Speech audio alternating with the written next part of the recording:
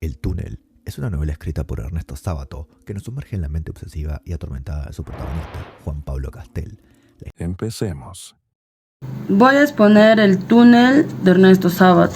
Ernesto Sábato nació un 24 de junio de 1911 en Riojas, Buenos Aires, Argentina, descendiente de padre italiano y madre albanesa. Considerado uno de los más grandes de la literatura latinoamericana, no solo por sus novelas, sino por su obra ensayística sobre la condición humana. Se doctoró en física e inició una carrera prometedora como investigador científico en París, pero cuando conoció el poder de las palabras, se entregó completamente a la literatura. Ernesto Sábato murió un 30 de abril del 2011. El túnel, capítulo 1 al 10. Bastará decir que soy Juan Pablo Castel, el pintor que mató a María Iribarne. Supongo que el proceso está en el recuerdo de todos, aunque ni el diablo sabe lo que ha de recordar la gente ni el por qué.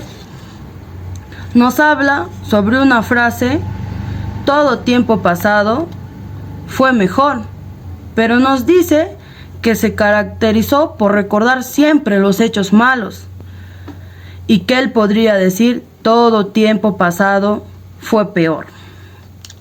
Habla de tantos rostros cínicos y crueles, y de tantas malas acciones de las personas. Recuerda un cuadro que expuso, llamado Maternidad, y que una mujer llamada María Iribarne se quedó viendo una parte del cuadro que casi nadie notaba. Esa mirada lo marcó muchísimo. Desde ese momento, él no pudo dejar de pensar en ella, obsesionándose, imaginando cómo volver a encontrarla. Cuando por casualidad en la calle la encuentra y la sigue. Aunque María Iribarne se asusta, Pablo Castel le habla del cuadro y logran conversar. Al principio, Juan Pablo Castel se convence de que ella es la única que lo comprende realmente. Es por eso que María Iribarne y Juan Pablo Castel vuelven a verse varias veces. Él empieza a sentir celos porque sospecha que ella tiene otro hombre. Aunque María cada vez es más amable, Castel es cada vez más desconfiado y posesivo. Y eso empieza a generar una tensión entre ambos. Gracias. Continuando con el capítulo 11, podemos observar que Juan Pablo Castel al día siguiente llama a María. Llama a casa de María y le responde la mucama diciéndole que María se fue al campo. Y le pregunta: ¿a usted es Juan Pablo Castel? A lo cual él responde que sí, y la mucama le dice que María le dejó una carta, que se acerque. Y Juan Pablo no tenía la dirección de María. Se empieza a cuestionar el por qué ellos no intercambiaron sus direcciones, ni ella sabía dónde vivía Castel, ni él sabía dónde vivía María. Simplemente la contactó porque buscó su número telefónico. Entonces, Juan Pablo se empieza a cuestionar muchas cosas, se empieza a hacer preguntas, empieza a redondar muchas preguntas en su cabeza, como por ejemplo el por qué María se fue al campo, quizás está evitando a Juan Pablo, muchas cosas así, para lo cual decide ir a recibir la carta que le dejó María. Se acerca a casa de María y le abre la servidumbre, le dice su nombre y lo hacen pasar a una sala que tiene muchos libros que tiene libros por la pared, por las paredes, los muros, incluso en 2 mesas y un sillón. Ya, al observar los libros, todo se da cuenta, se siente observado. Y al sentirse observado, voltea y puede observar a un hombre alto, tiene rasgos definidos, tiene la cabeza bonita. Y el hombre alto le pregunta, ¿no? ¿Usted es Castel? A lo cual Juan Pablo responde, sí, señor Irribarne, ¿no? Y el hombre le responde, no soy Irribarne, no soy señor, simplemente dígame, soy Allende, el esposo de María. Juan Pablo se queda preguntándose el por qué María no le había dicho que era casada. No le había ocultado muchas cosas, ¿no? Y por qué usaba simplemente el nombre de María Irribarne y no el nombre de esposa, ¿no? Usaba su nombre de soltera. Él era ciego, Allende era ciego, y empieza a sonreír, ¿no? Dándole la carta a Juan Pablo Castel y le dice, léela, porque viniendo de María no creo que sea tan importante. Juan Pablo abre la carta, lee la carta y dice, María le dice que también piensa en él, ¿no? A lo cual él dobla el papel y el ciego le dice, ¿no? Supongo que no es nada importante, viniendo de María no creo. Entonces Juan Pablo le dice, no, nada importante, ¿no? Empiezan a tener plática y Juan Pablo se siente como una persona, como un monstruo, porque María le envió esa carta mediante su marido y encima su marido era ciego, ¿no? Allende empieza a hablarle de que María le contó muchas cosas sobre su cuadro, le habló muchas veces sobre su pintura, y como él era ciego, pero hace muy poco tiempo, entonces todavía podía imaginarse las cosas, Juan Pablo sintió que el ciego estaba pidiendo perdón por su ceguera, ¿no? Ya empezaron a hablar, a tener plática, lo cual Allende comenta, ¿no? Que María de un momento a otro le dijo que se iría para su estancia. Ya, entonces Juan Pablo preguntó, ¿su estancia? Y Allende le dijo, sí, nuestra estancia, pero que ahora está a cargo de mi primo Hunter. Y ahí Juan Pablo se levanta y le dice que se tiene que ir, se va y empieza a hacerse preguntas del por qué, que Hunter era uno más de los amantes de María. Empieza a cuestionarse el cómo María podía fingir estar tanto con Allende, con Hunter y con él. Empieza a cuestionarse, a tener redondeos en la cabeza, empieza a hacerse preguntas y le envía cartas a María.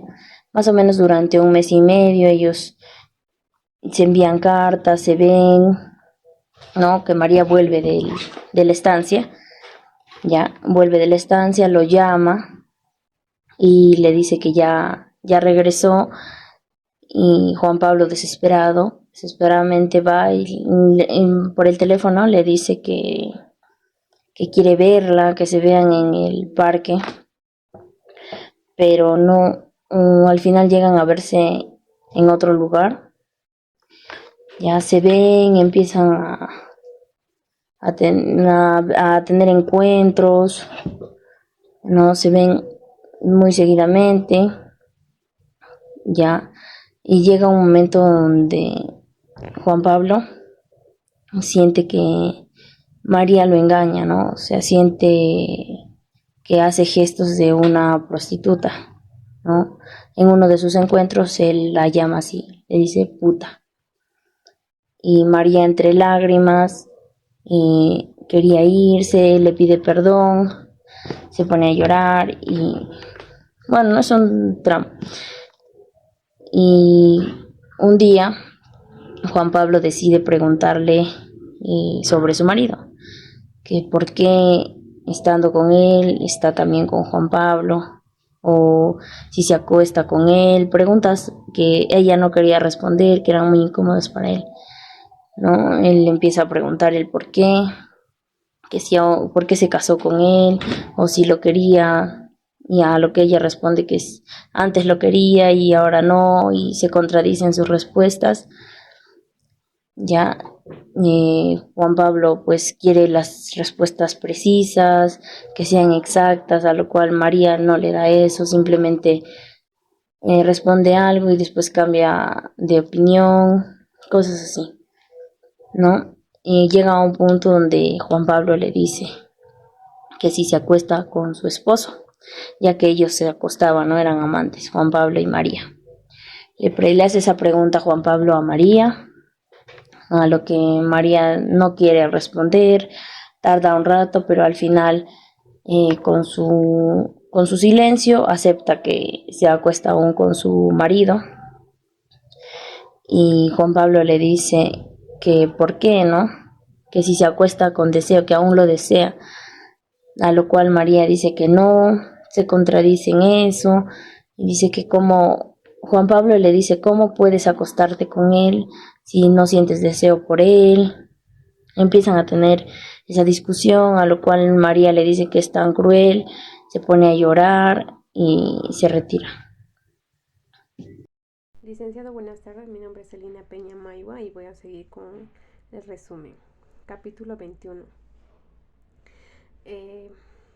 Castel se despierta desesperadamente con ganas de gritar, pero ya ahí nos cuenta de que tuvo un sueño donde que él y unas personas más iban a ir a visitar o ir a una casa de un señor que les había citado. Al llegar a la casa, a la puerta, se percata que la casa es como si fuera cualquiera, ¿no? Como el resto de las casas. Pero al ingresar, ve que la casa es muy distinta por el interior. Y el dueño ya le esperaba y le dice, no, lo estaba esperando. Castel sentía o presentía de que había caído en una trampa. Él intenta escapar, pero no puede, porque ya su cuerpo no respondía. Y ve su pie y estaba empezando una transformación que parecía un pata de un ave tamaño humano. Hace una comparación Castel de que la transformación era como el agua del estanque, como si estuviera subiendo. La transformación era de los pies a la cabeza. La transformación seguía y solamente Castel se resignaba a que continúe y que iba a pasar. Y para su mala suerte, las personas o los amigos con el que él iba a ir todavía no habían llegado. Y pues para que lo cuenten, ¿no? La transformación. Después de un momento llegan los amigos de Castel. Llegan los amigos de Castel y no notan la transformación que él estaba teniendo. Pero él intenta, solamente alucinaban, ellos lo veían como si fuera normal, como si estuviera normal, como una persona. Pero Castel ya era un ave tamaño humano. Y él a tratar de explicar sobre su transformación o contarlo, y solamente sale un chillido de su voz. Pero los amigos igual no se percataron, igual ellos lo estaban escuchando como si él estaría hablando con su voz normal, como un humano, ¿no? Y ya Castel dice, ¿no?, al último de que se moriría con ese secreto, porque nadie lo creería sobre su transformación, porque necesitaba pruebas, porque igual nadie lo había visto. Y entonces él dice, entonces este secreto me llevó a la tumba. Capítulo 22.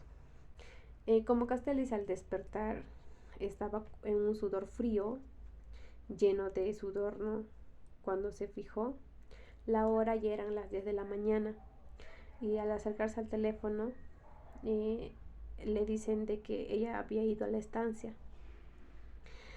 Él lo escribe cartas diciendo que no merecía su amor, que era una basura, que de lo de él es morirse solo, en la soledad. Él escribía cartas, primera, segunda, tercera, hasta cuarta carta, pero siempre diciendo lo mismo. Y a la vuelta del correo, pues al ir él, recibe una respuesta de María. Hay una carta de María y pues él todavía antes de eso le dice ojalá que ella sintiera lo mismo al leer la carta, o sea, sus cartas de Castel. Pasan y pues dice no, él tenía que ir o viajar a la estancia también, ir. Entonces recoge sus pinturas y la valija para que él pueda viajar. Capítulo 23.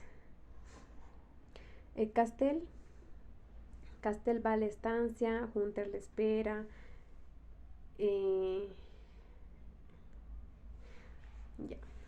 Hunter lo espera y pues le hace conocer, ¿no?, la casa, lo lleva a las habitaciones, le hace conocer su dormitorio y entonces él en esa, como le presenta en la casa el dormitorio de Hunter y casi al centro estaba pues el dormitorio donde que él se iba a quedarse Castel.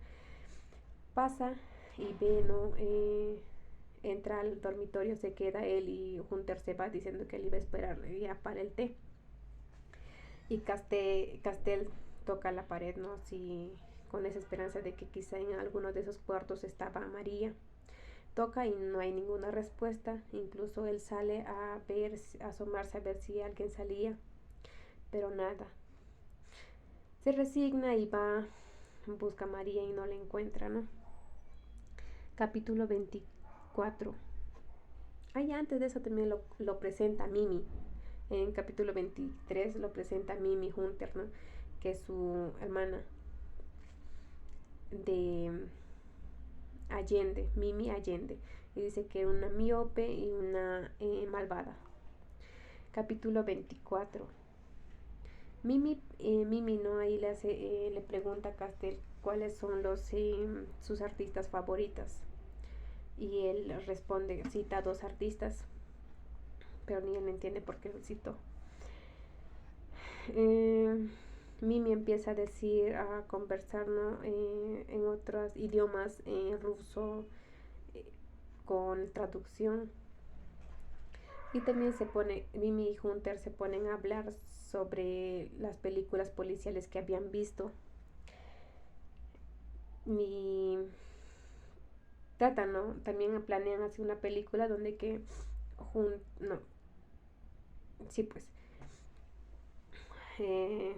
de nuestra época, de Don Quijote de la Mancha y así. Y en esa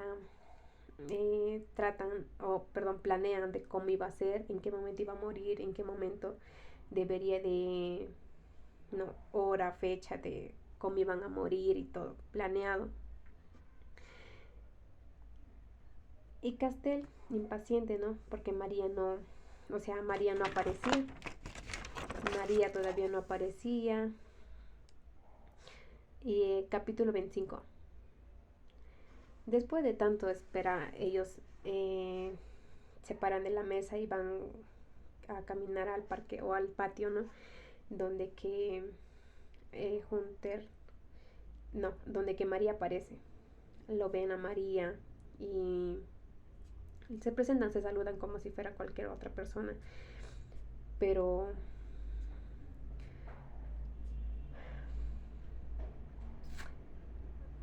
y María ya pues no se pone tensa de que, y Castel también, de que cómo le iba a saludar así, si ellos tenían un sentimiento secreto, que salía en secreto, ya así. Pero María busca una buena excusa para que él y Castel se vieran. Y le pregunta, ¿no?, si había traído la mancha. Y dice que no, o sea, Castel no confundido de que qué mancha. Y él seguía ahí. Y ya pues el plan salió bien. Castel y María fueron a ver pues supuestamente la mancha que había, a mostrarle, ¿no? Y solamente llegan a la habitación, bajan pues llevando la pintura y la valija. Pero antes de que fueran, Castel siente un miedo de que quizá Mimi les siguiera o dijera, no, se une a ellos, o ella también quisiera ir. Y sí, capítulo 28. No, 26. Castel pensaba quedarse en la estancia, pero al día siguiente él tenía que ir ya a pie. Salió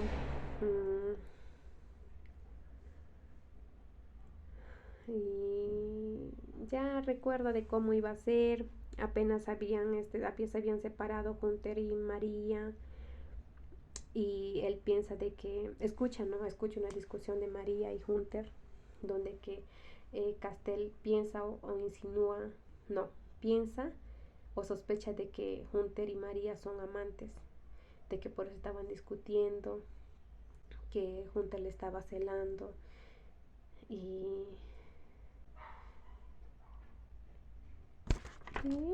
solamente esa le hace reclamos, y entonces Castel saca solamente conclusiones como que ellos son amantes.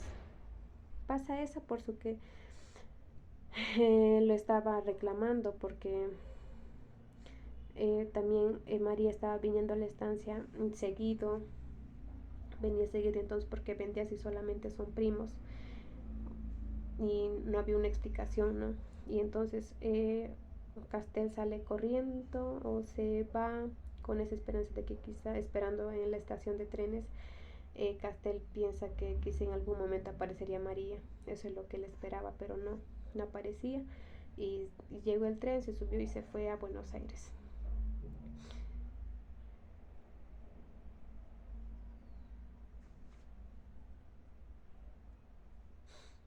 Capítulo 28. Días donde que precedieron la muerte de María fueron los más atroces, dice él, donde que le cuenta o escribe una carta de cómo iba a ser. María le escribe una carta. Dice que ella lo estaba buscando, que ella la seguía, que nada era casualidad. Y seguían ahí andando. La muerte de María. Y dice, bueno, ¿y cómo yo pude arriesgar? Dice. Buenas tardes, profesor. Continuando con el resumen del túnel, capítulo 31. Después de reflexionar, Juan Pablo llega a la conclusión de que no ganará nada insultando a la empleada del correo y decide mejor que la carta llegue a manos de María. Saliendo a dar un paseo, se sumerge en sus pensamientos y llega la determinación de llamar a María por teléfono. Al regresar a su casa no puede contener su impotencia y la llama de inmediato, solo para enterarse que ella no está disponible. Sin embargo, la promesa de una llamada de María dentro de 1 hora lo deja en un estado de espera ansiosa, y cuando finalmente logra hablar con María, su conversación se ve empañada con un silencio y la falta de respuestas por parte de ella. La frustración y la desesperación lo llevan a amenazar con suicidarse si ella no viajaba a Buenos Aires para hablar con él. María intentando disuadirlo, pero Juan Pablo, obstinado en su decisión, cuelga el teléfono dejando a ambos sumidos en un abismo de angustia y desesperación. Capítulo 32. A pesar de la anticipación de su encuentro con María, al día siguiente Juan Pablo se encuentra abrumado por la tristeza al ahogar. Capítulo 32. A pesar de la anticipación de su encuentro con María, al día siguiente Juan Pablo se encuentra abrumado por la tristeza. Para ahogar sus penas se refugia en el alcohol y se encuentra en un bar donde contratan a los personales de servicio de la prostitución. Sin embargo, la noche toma un giro oscuro cuando una pelea estalla entre él y un marinero, revelando la creciente tormenta emocional que lo consume, llevando a la prostituta a su taller. Juan Pablo se enfrenta a un espejo de su propio dolor cuando ella se burla de uno de sus cuadros. La ira y la indignación lo impulsan a desahogar su furia, pero en un reconocimiento de los ojos de la prostituta lo lleva a una revelación impactante. María, la mujer que amaba, ahora se ve reflejada en los rostros de extraños.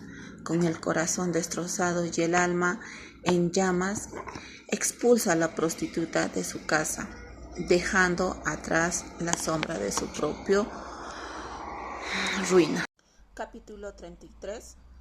Las conclusiones precipitadas de Juan Pablo lo conducen a buscar la perspectiva de otros y llamar al Artigue, un escritor en busca de respuestas. Sin embargo, la conversación con el Artigue se desvía hacia otros temas, dejando a Juan Pablo en la oscuridad respecto a su angustia situación personal. La incertidumbre y el dolor lo consume mientras lucha por entender la verdad detrás de las sombras que lo persiguen con María.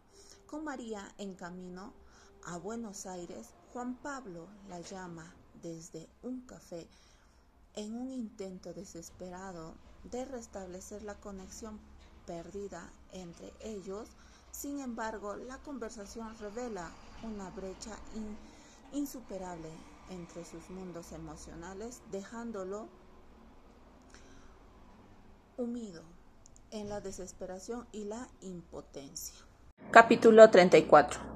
Mientras espera en recolecta o viste modestamente, Juan Pablo se sumerge en un mar de recuerdos y emociones contradictorias.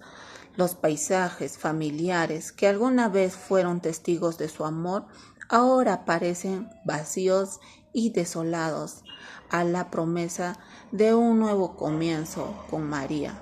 Se desvanece con cada minuto que pasa. Sin su presencia, la ansiedad y su desesperación lo consumen mientras se enfrenta la cruel realidad de su desesperación inevitable. La llamada telefónica confirma sus peores temores. María ha elegido quedarse en la estancia, prefiriendo la compañía de Hunter sobre la suya, atormentando por el dolor y la traición. Juan Pablo se sumerge en un abismo de desesperación y desesperanza, enfrentándose a la oscura verdad que ha estado evitando durante mucho tiempo. Capítulo 35. Conduciendo hacia la estancia, Juan Pablo se sumerge en un torbellino emocional contradictorias. Se siente separado de María por una barrera invisible, incapaz de romper el muro que los separa. A medida que avanza por la noche oscura, su mente se vuelve cada vez más turbulenta, consumida por la lucha interna entre el deseo y el desprecio hacia María. Llega a la estancia con la esperanza de encontrar respuestas, pero solo encuentra más preguntas mientras observa en silencio desde la distancia. El tiempo parece detenerse mientras aguarda, atrapado en un limbo emocional entre la esperanza y la desesperación. Capítulo 36. La espera parece interminable mientras Juan Pablo contempla el abismo que lo separa de María. Se pregunta si alguna vez podrán unirse en sus pasadizos mentales, pero llega a la dolorosa conclusión de que su conexión con ella era solo una ilusión. Se da cuenta de que su destino es la soledad, atrapado en un túnel oscuro, mientras María vive libremente fuera de su alcance. Capítulo 37. La aparición de María y Hunter agita emociones tumultuosas en Juan Pablo. Mientras los observa desde la distancia, se pregunta qué pueden estar hablando, viéndose excluido y traicionado por la aparente complicidad entre ellos. Cuando regresan a casa, la falta de luz en el dormitorio de María lo lleva a una conclusión desgarradora. Ella duerme con Hunter y su corazón se desmorona ante la traición. Capítulo 38. Empapado por la lluvia y consumido por la desesperación, Juan Pablo irrumpe en el dormitorio de María con la intención de confrontarla, y la confrontación escala rápidamente hacia la violencia, y en un frenesí de ira y desesperación apuñala a María repetidamente en el pecho y en el vientre. La realidad de sus acciones la golpea cuando se aleja, dejando atrás un rastro de destrucción y de desesperación. Capítulo 39. Encerrado en su celda, Juan Pablo se enfrenta al peso abrumador de su culpa y arrepentimiento, incapaz de comprender las acciones de Allende y el significado de su última palabra. Se sumerge más profundamente en su propio tormento mental, mientras continúa pintando en el confinamiento solitario de su celda. Siente que las paredes se encierran cada vez más en su alrededor, dejándolo atrapado en un túnel de oscuridad y desesperación que parece no tener fin. Gracias.